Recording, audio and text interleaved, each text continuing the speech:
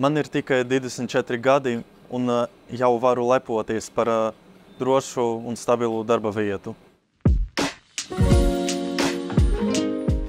Medicīna nav vienkārša, bet ir ļoti aizraujoša.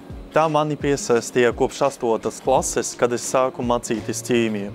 Tas bija priekšmets, kur es varu uzreiz redzēt galu rezultātu. Es sapratu, ka šeit ir visas atbildes uz maniem jautājumiem. Piemēram, kādēļ slimojot zāles darbojas uz mani un kāpēc medikamenti strādā. Šobrīd ikdienā es daru to, ko es pats vēlējos. Esmu daļa no komandas, kas pārliecinās par zaļu sastāvu pareizajām proporcijām. Ar savu darbu es varu garantēt, ka tās strādās pareizi.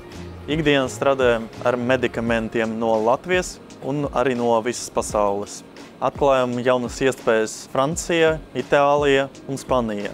Šobrīd strādājam, lai izpētītu un radītu inovatīvus medikamentus, piemēram, onkoloģija.